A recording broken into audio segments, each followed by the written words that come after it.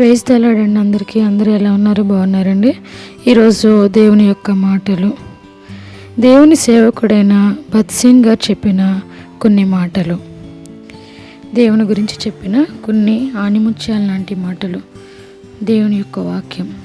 నేను వచ్చే వరకు మీకు కలిగి ఉన్న దానిని గట్టిగా పట్టుకొనుడి, అంతం వరకు నా క్రియలు జాగ్రత్తగా చేయవానికి జనుల మీద అధికారం ఇచ్చేదను.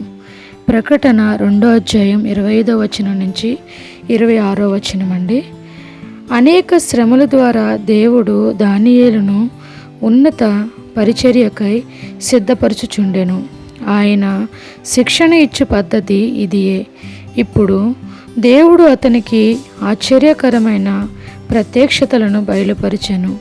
శిక్షణ సమయము పూర్తిగాక మునుపు అట్టి అనుభవములను పొందుట సాధ్యము కాదు. బహుశా దేవుడు మనలను సిద్ధపరచుచున్నాడేమో.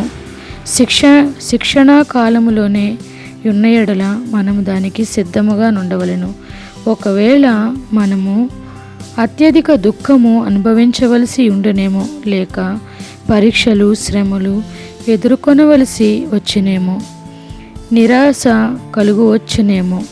వీటన్నిటి ద్వారా మనము బలమైన విశ్వాసమును, దైవ జ్ఞానమును, దేవుని యొక్క శ్రేష్టమైన ఆత్మను పొందెదము. అప్పటి వరకు మరుగుగా ఉన్న పరలోక మర్మములను గూర్చిన ప్రత్యక్షతను పొందెదము. ప్రారంభంలో లోక సంబంధమైన మన మనస్సులు కలవరముతో నిండి ఉండెను. కనుకనే ఆత్మీయ విషయములను స్పష్టముగా ఎరుగజాలము. అవును కదండి. అయితే దేవుడు నియమించిన శిక్షణా కాలం ముగించిన పిమ్మట అన్ని విషయములు స్పష్టంగా అర్థమగును. అవునండి, నిజమే కదండి. మనము నిజముగా జయించు వారముగా ఉంటున్నట్లు ప్రభువు సహాయం చేయునుగాక. మన హృదయములోని సణుగులను నెపములను ప్రభువు తీసివేసి మనకు నిజమైన దృఢ విశ్వాసం అనుగ్రహించునుగాక.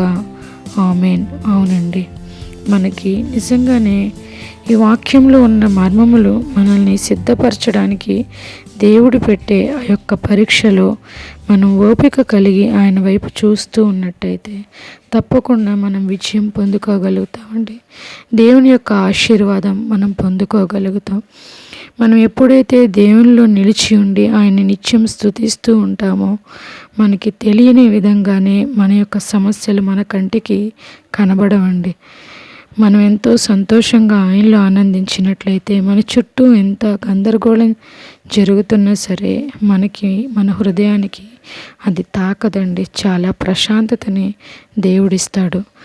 ఏదైతే దేవుడు సెలవిచ్చారో, నీ హృదయమును కలవరపడనీయుకుడి అని సెలవిచ్చారో, ఆ హృదయాన్ని కలవరపడనివ్వకుండా దేవుడు మనకి ఆయన పరిశుద్ధాత్మను అనుగ్రహిస్తూ ఉంటారు.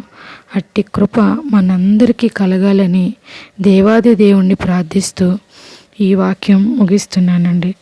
దేవుడి పరిశుద్ధ వాక్యం దీవించునుగాక. ఆమేన్. ప్రైజ్ ది లార్డ్ అండి.